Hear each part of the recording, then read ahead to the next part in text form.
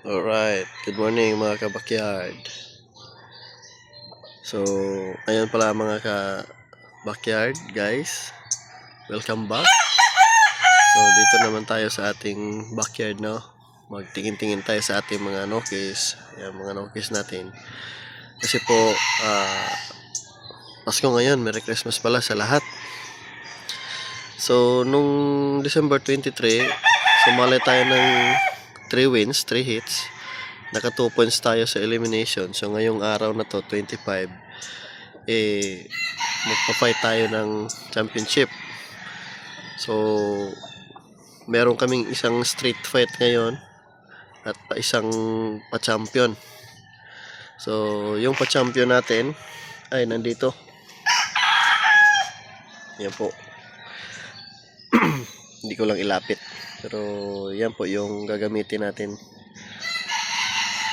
mamaya. So kakatapos lang niyang kumain, magbigay lang tayo ng yung binibigay natin usually kapag araw ng laban. So yan po, bulik na abuhin. Yan. So hindi ko to brinid mga bossing, kaya ito yung gagamitin natin. Yung iba, ginagamit ko kasi yung iba. Yan, binalik ko sa nanay niya. Yan.